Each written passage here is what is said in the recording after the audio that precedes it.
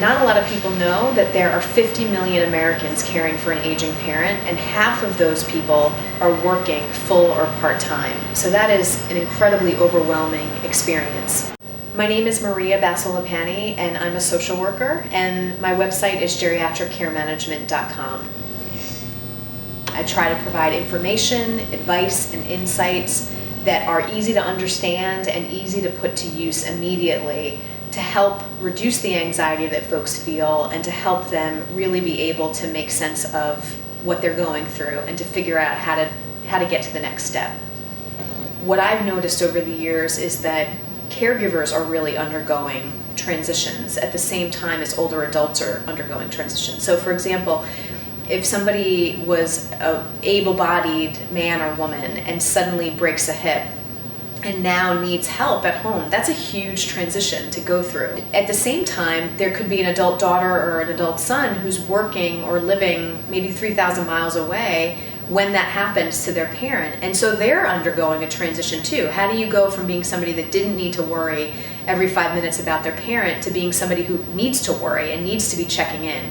So there's lots of transitions going on, and I've tried to weave that in as well. At least the backdrop of a lot of the posts is trying to recognize where people are in the midst of the maze.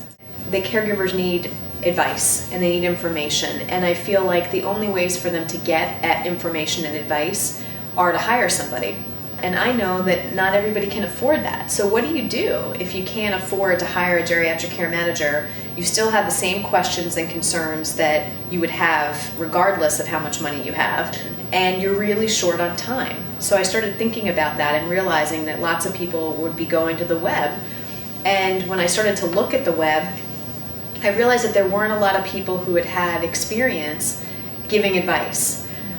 There's lots of websites out there that try to cover every single topic, under the sun about elder care, but not really, it seems sort of more superficial in some ways, not really getting deep on any one topic. And so I thought that might be an opportunity to use what I know and I've learned to give people advice without having to charge them. I get a lot of questions from folks that are asking about, how do I know whether or not my mom needs to go now to a nursing home? She's been in assisted living for a while. Is it time for a nursing home?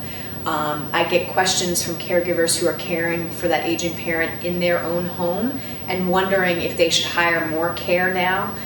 So how do you know? How do you know when it's time? That's where a lot of people get stuck, and that comes up that theme over and over and over again. There's one post that is very, very popular. It's dementia versus Alzheimer's, what's the difference? And I feel like that is really a huge question. Lots of people don't know. The terms are used interchangeably, and there really is a difference. I remember a long time ago, somebody from the Alzheimer's Association said to me, if you've met a person with Alzheimer's, you've met just one person with Alzheimer's. So it looks different for everybody. And so that was, there's a lot of posts about Alzheimer's on my site.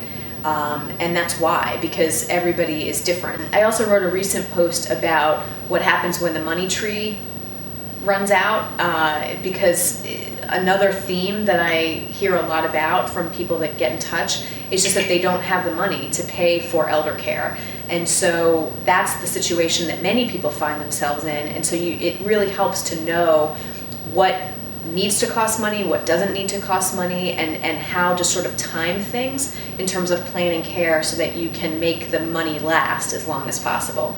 So I've talked about home care, and I've talked about assisted living facilities, and I've talked about equipment that you might buy if you're caring for somebody who is not as mobile as they used to be. I do respond to every single question that I get, and the response that I've gotten from the people that have contacted me is that they are so thankful for having this information. I had one woman say, I expected this to be a one-sentence answer. I'd asked questions on other sites, and this was the most personalized answer I'd ever gotten. And so there's tremendous demand for the information that I'm hopefully providing. And that is reflected in the fact that the site is growing all the time. More and more visits every single month, and more questions, more comments, and that's exciting.